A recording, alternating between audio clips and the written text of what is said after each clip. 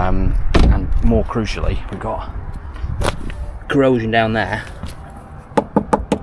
on the sill point. Oh shit.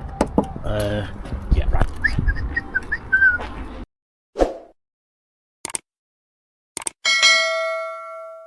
Right, before we start today's auction video, I want to talk to you about these, the Top Don JS2000 Pro Series jump packs. These little beastie jump packs are back on promotion. Now, those of you who don't know, these are a lightweight, superb, portable little jump pack that will jumpstart any vehicle sort of up to 4 5-litre diesels, for example, no problem at all, as I can show you in this quick demo. You join me under the bonnet of a car in desperate need of jump starting. Well, I've got the mighty Top Don JS2000 Pro, the new one. Also as well, you've got these are power banks, so not only will you jumpstart cars, you can power mobile phones off it or anything that will run off USB, and also you've got Type-C ports in there and DC as well, so you can run anything off the direct current, so anything with round connectors for DC. The tyre inflators will be a good one, you can run them off it as well. It'll power all that up, and it's also handy, got a torch as well you can use under the bonnet at night. You've got that as well.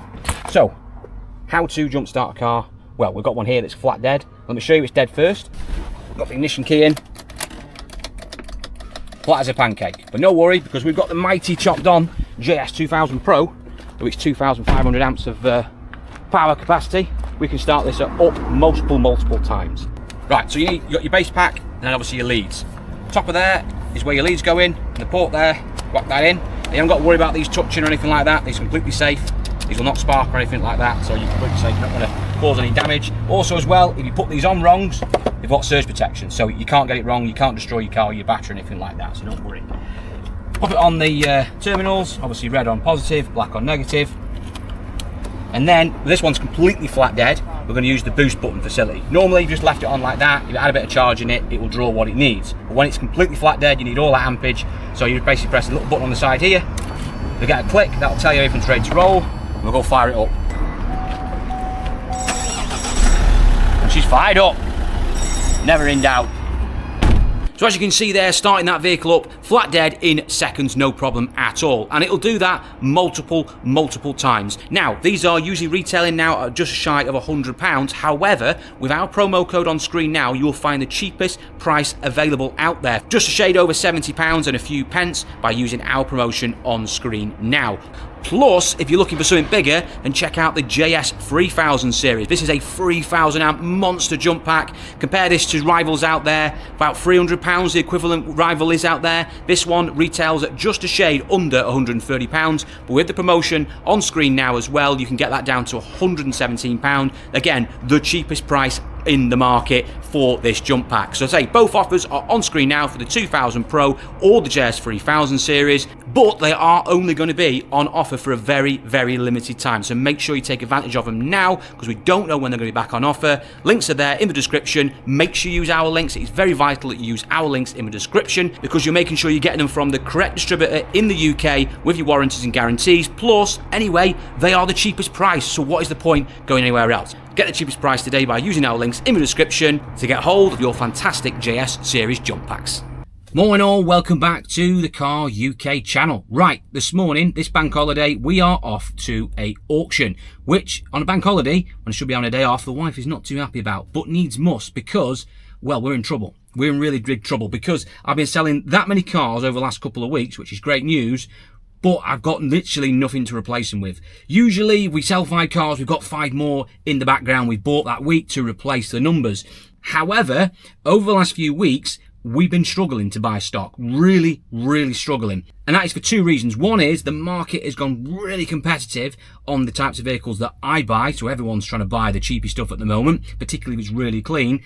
And another reason, which is self-inflicted, is that I'm trying not to buy cars that need too much paint, because I've got quite a lot of cars at the moment backed up for the paint shop, which we will catch up on and will help plug the gap, but I don't want to be adding to that too much. So I only really want to be buying today stuff that requires very minimal paint, or ideally none at all, so we can get those cars on sale as quickly as we can and to replace the dwindling numbers. So that is today's plan. Try and buy stuff that needs hardly any work doing to it, and also on mechanical stuff that really doesn't need too much mechanical work. So we don't want anything that's, you know, a bit chancy or anything like that, or engine work. We don't want any of that rubbish either. We just want stuff that's more clear cut, and if we have to pay a bit more money for it, then so be it, because we haven't got time on our side at the moment. So I've been online and I've had a look at today's list. Today's auction we're going to is what we call like a hybrid auction type auction. So we basically get the keys, we go round, we look at them, we can move them back and forward, and then the bidding will take place tomorrow online, but we can at least go and see the cars and get a good evaluation of them before we go through the bidding process tomorrow. And I will let you know at the end of this video what we won, what we paid for it, etc. But first of all, let's go through the list of vehicles that I've allocated for today for inspection,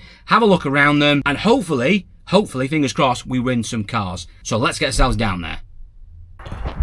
Right, first one at random. Got this little Punto, 15 plate. You're amazed how long these stayed in production. I think this shape ran from like 2006, the Grande Punto, facelifted a couple of times. I think it finished in like a 17 or 18 plate. It had a massive run. Anyway, wasp near trying to killing me there. In white. It looks quite a clean car actually. Got a bit of service history of it. Manual gearbox, is it 1.2 or 1.4? 1.4. A lot of them are 1.4s. 1.2 is a little bit gutless, but then again, from a selling perspective, you probably were better off with a 1.2 as a dealer. But these still shift. I mean, they're not massively popular these days, but it was a more cheap car on a 15 plate. I mean, you compare this to a 15 plate Fiesta, probably half the retail price of a similar car, similar mileage. So they sell. They're a first time car for somebody run around. Just got to be careful on condition, because some of them are just tatty at this, well, not so much this age, but a bit earlier on. I've had some 10 plates and 11 plates which you think would be good cars, and you're just like rough as a bear's ass. This one isn't too bad.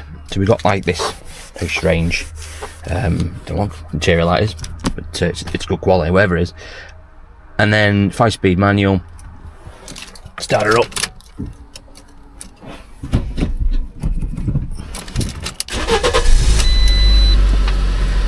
Sounds alright. Usually come up with a ruck of warning signs on a Punto. There you go, just check tyres today. That's one ain't bad. Let's get inside.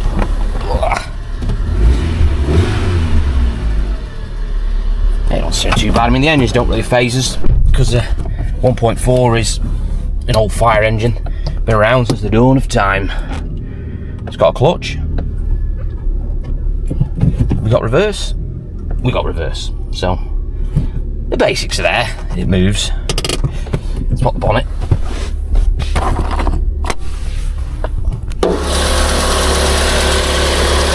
Yeah, this looks too bad. It's got coolant. Yeah, nothing really to these, to be honest with you. The stuff with seized alternators, that's quite common. But you'd hear that, trust me. Clutch seems alright. Yeah, looks quite solid under there. It doesn't look a bad little car, that. And looks like it doesn't need any paint or anything obvious. Wheels are good. Might want a dent man on it. There's a couple of little car park marks on it, golf ball marks. A little bit of slight cracking on the top of the bumper. You could just leave that, but you can buy those inserts that go on the back, you know, like the anti-scratch skid plates you get. We just put that on there, smart up a little bit, covers the cracks up. You could have the bumper painted, but what's the point? It's just put one of those on, it smartens it up a little bit and actually has a practical use. That's it really. It's not too bad. I wouldn't bother with the wheels. I just want to clean up. That's clean. There's a clean car. Right, next on the list, I've not actually seen a picture of this online, so I was a bit unsure. It's a 58 plate, or 2008 on the list. Ibiza. Now bear in mind 2008 was the year change from the old shape to the later shape. I'm glad it's the later shape, because I was hoping it was that, because this is a decent car to sell. A little bit old really on a 58, but I actually thought this was quite a modern looking car when it came out, and I'm going to say they made these up to, what's it, about 16, 17 plate these carried on till. Had a good old run, and I still think they look modern now compared to what was on sale in 2008. I think they're a better car with the Polo personally, which is what they're based on. Nice colour, really bright car, really bright. I'm not usually a fan of greens, but I don't know, I quite like that. It's like a limey green with a bit of yellow in it. I don't know. A little bit of chipping on the door here, but that's just touching. It's not really anything to worry about. Inside looks quite clean. Can we go in there? So check the other side. Here's me saying it's clean. It could be total on the opposite side. It's done about 80,000, 81,000. 1.4 sport model, 11 service stamps. Do you know what? This is a proper car. Old car, but it's a proper car. It's been looked after. It's clean. Just wants a wash. And it can literally go on sale. That is exactly what we need today. Something like this, just so we can get straight on sale. Popular car, first time car. The numbers stand up. It'll do the job, and it's 5-door, which the youth, for some reason now, will want 5 doors. Never was the case when I started. Never get them in a 5-door car, but must well get all the mates in it. Right. Really clean inside, really clean. You'd think this car was like a 13, 14 plate condition of it. Got the 1.4 in, which I've always said to people was never the blood. And whoa, hang on a minute. I don't believe it. Look at the fuel. She's brimming with titty. Beautiful. Anyway, where was I? 1.4. So, Golf engine used in the Polos, Golf and stuff. Not the best, the finest of engines, I'm honest with you. It was, you know, it's designed in the sort of late 90s, early 2000s. So they're a bit noisy, but they are quite reliable. So they do settle down after a minute or two as well. Because I've done told loads of these, they don't usually give much problem. All my stuff's falling out of my pockets here. Look under the bonnet. There we are.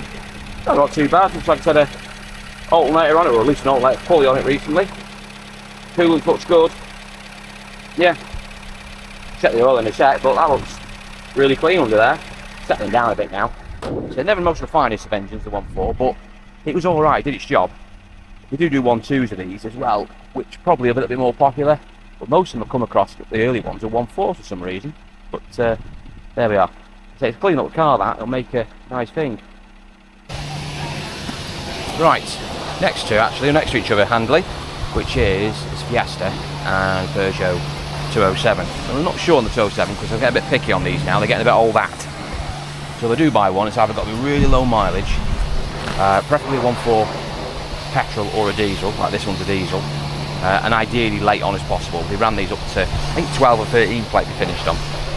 And so I do sell a couple of them, but you've got to be careful because some of them older ones can just fall to pieces. But they do sell what they are as cheapy runarounds. Done 95,000, 1.6 diesel. Has got a bit of service history. It doesn't look too bad. I've noticed the not very good repair on that bumper corner. It's not horrendous. You might get away flat and polishing it, but you might need a smart repair, which is fine. You can live with a smart repair. It's just big paint jobs we don't want at the moment. Squeezing past here. Looks pretty solid back here. Just want to buff up. Go inside, have a look. Right, I'm struggling to get in this because this has been very well parked next to another car. Let's see if we can start it up at least. Alright, yeah. I think the bloke was clearly deaf who driven this. Well, it starts up alright. No warning lights on. I'll have the later 1.6 HDI in this because they did a version that ran for about 2010, and they did the later one. Can't remember which the engine codes were. KV6 or DV6, something like that. Anyway, this is the later engine, which is a bit better. It sounds alright, I can tell straight away. Unfortunately, I can't get in it without breaking a few ribs to check the clutch, so I'm going to take a gamble on it. I'm going to go give big money for this because it's not exactly my favourite car on my list. Although saying that, we do need cars. So I'll just play it by ear. Silly things like that won't coming off, silly covers. I've always painted them. I wonder if it's because maybe he's damaged the lights. Is that a sticker? Yeah, it's a sticker on top. You know, like if they've worn. You can just see here where they've worn, and he's just put them over the top of them, which is a bit odd. But I mean, just take them off and just buff the lights up. And that's probably the easiest thing to have done. And if they are knackered, just get a set of lights. There's hundreds of thousands of these things, so we can get a set of lights. In fairness, it looks like it's had some work done to it. It's got new brakes on it, and the tyres don't look that old. So, maybe. I'm not going to go too mad with that, but maybe. Right, next one.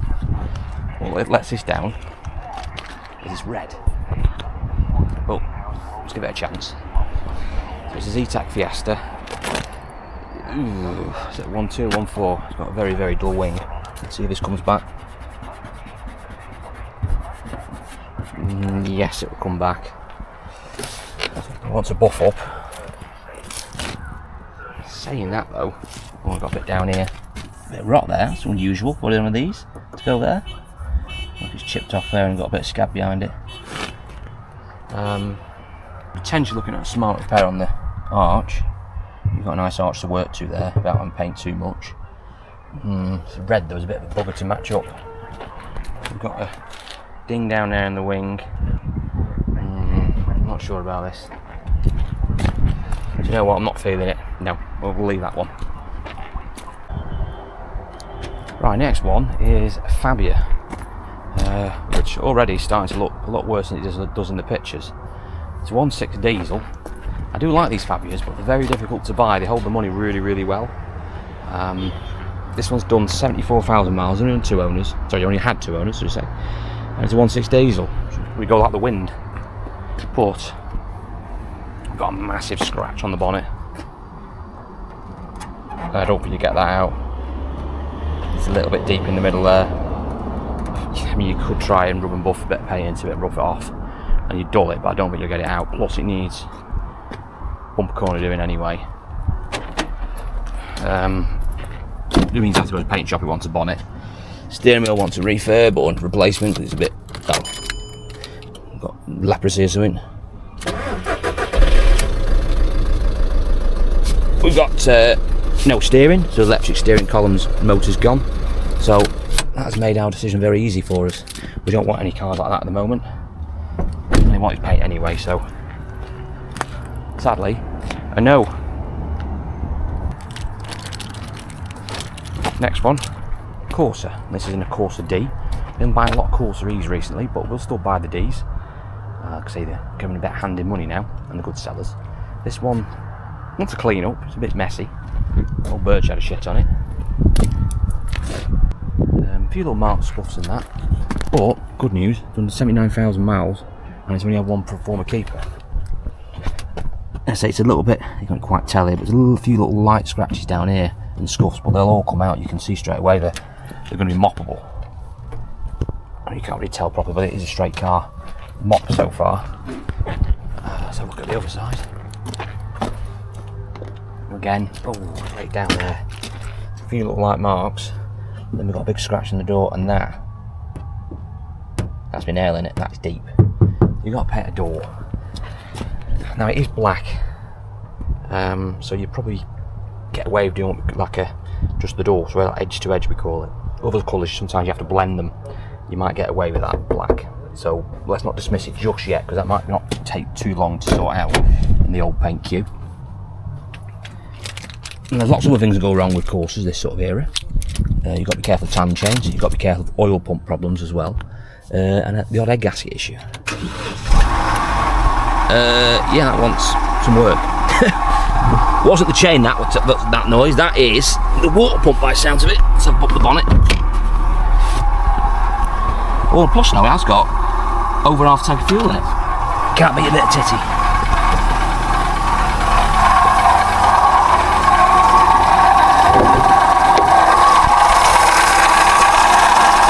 Oh, she's noisy. She's noisy. She's got very little water in her.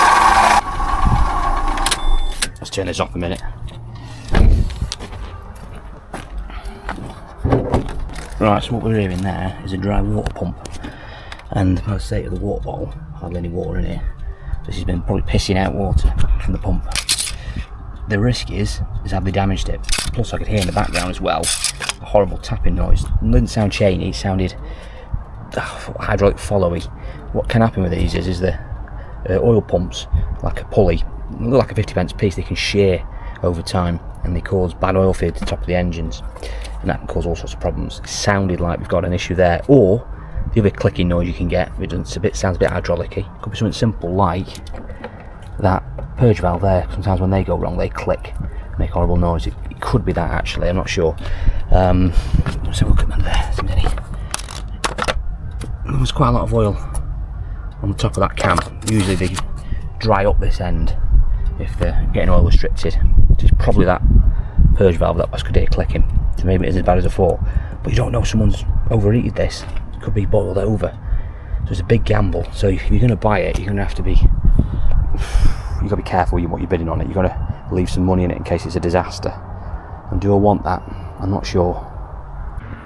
Right, next on the list, which I was actually quite looking forward to seeing this one, but now I'm here, I'm not so sure. Fiesta 5-door, 1.2 petrol, which is a good engine, but it's scruffy. Done 107,000, wasn't expected to be mint ball, but I thought it might be a good value. We've sold a couple of upper end Fiestas, high mileage ones at very decent money recently, and they just fly out because obviously they've got 70,000 miles on. They can still be like 4 grand. They're ridiculous how much they cap at and retail.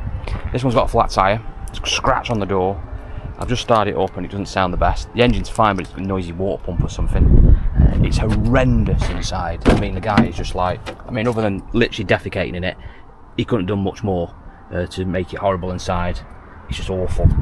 And more crucially, we've got corrosion down there on the sill point. Oh shit. Yeah, right.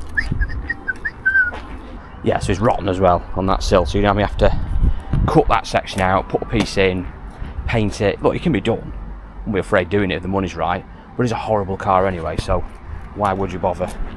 So I think we'll pass on that. It's a bloody shame though, because they are good sellers. Next one, old Duke. Not the best of colours in the old red maroon, but it'll sell. There'll be an older person for this, I'm sure.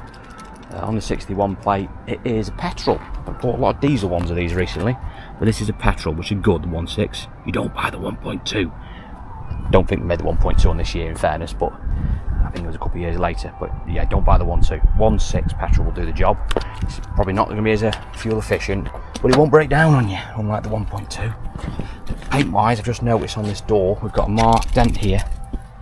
Don't want a dent man on it and a scuff. I think, I'm wondering, will that come out, you know? It is literally just paint scuff. And I've edged these before, so on smart. So I think if we get the dent man on it, you can straighten that out and then buff it. It looks bad, but actually I don't think it's as bad as it looks. You might have to paint that door handle. We can do that ourselves. I'll take a gamble on that. I think we could get that out. It looks worse than it is. Saying that, anything else before we start to get excited? Smart repair there. Black appeal, bit of a scuff. It's only a small section you can work with there. That's fine. Live with that. That's really it. So it wants a little bit of paint, but it's not terrible. You might end up just having to do a smart repair and get a dent man on it, and you can get away with it. Make it look a nice car again. Well, it is a nice car, but you know what I mean. Good enough to retail. These are usually quite reliable. Blow on the exhaust, I can hear that straight away, but it sounded alright. I started up. Crucial thing on these, we should check, is the stereo system and all that's working, and the heater control systems. Oh, aircon even gassed up then. Yeah, that's alright, that's fine, that's working. Stereo, every time I get in these things, blue stereos are knackered. Would you believe it? It's knackered. Just every one of these Nissan, Qashqais and Dukes, the stereos are knackered. It's not the end of the world. Basically, the easiest thing to do with these, get rid of them. Just get rid of the system, put Apple CarPlay in it, because you can buy these now for like, these are like 50, 60 quid second hand, and then you've got to buy code. So by the time you've done that, you might as well just put Apple CarPlay in it and just sod it all off. It's just easier, so, and it looks more modern as well, so we'll do that. We've got a noisy top mount there, as heard. Engine sounds alright when the blow on the exhaust. Clutch is alright actually. Yeah, that feels too bad. Handbrake's a bit high, but no, that seems alright. Just got a noisy top mount or something on that near side. No, I like this. This is good. 75 foul on it. A decent retail on it. The good sellers. Yes, it wants a little bit of paint. Not ideal for us, but it's not loads. I think we could sort that out relatively quickly. Spotted this. Not on my list. Theatre Bath. Someone mentioned one of these the other day to me, saying that you should do one as a raffle prize. We did the Fiesta ST the other day, and I was unsure. I'll get your views. Do you like the Theatre Bath? Obviously, I know it's 500, but a different animal. And that is a nice car. And I do get offered these now and then. Some of them are awful, but you get the odd one that's really nice, and I've driven quite a few of them. They are really fun to drive. Well, I don't know. What's your thoughts on that car, Theatre Bath? Should one day we do a raffle on one? Would you be interested in it, or not bother? Anyway, let's move on. Right, next one, Corsa 5-door. Desperately need a Corsa 5-door. Got a customer lined up for one. But this one needs bloody paint. Silver, BF15. I'm not sure the mileage on this actually, so it might be a bit too mileagey.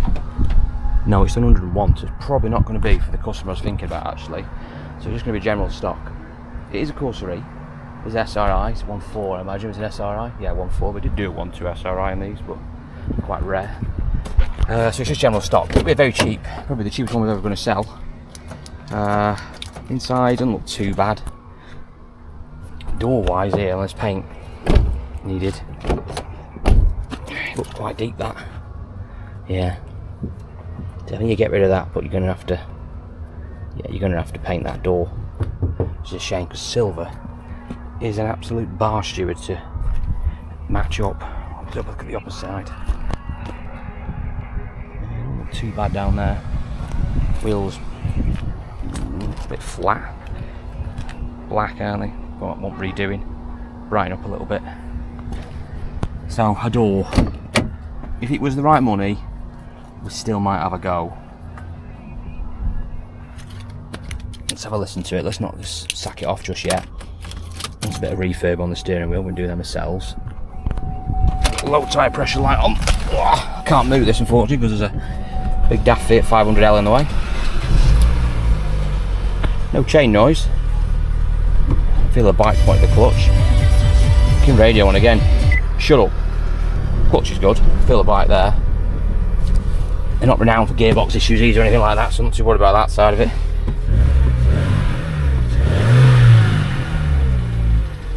Sounds alright.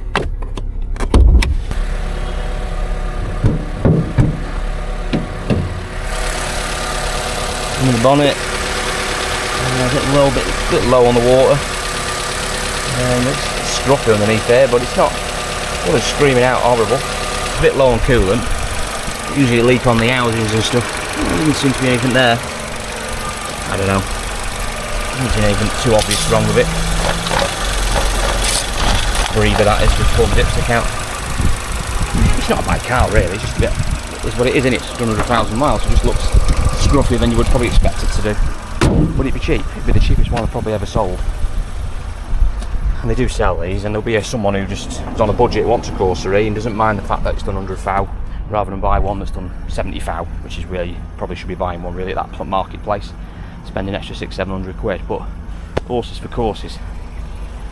So I'll put it down as a maybe. Right.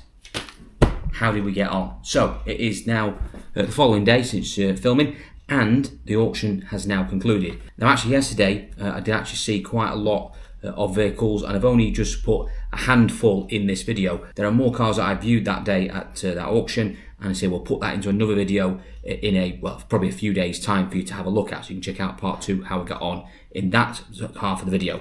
In this section we're going to cover the vehicles obviously we've just seen and walked round, and I have to say I ain't done too bad. I've got all my notes here, so we've fared all right actually. So obviously there's a few vehicles we looked at there we've dismissed, like the Fiesta with the rotten sill. There was a few bits like that. I say there was a red Corsa, I think there was, or was it a Fiesta? Red Fiesta. There's a few bits that obviously we just said we're not going to bother with. Skoda was another one.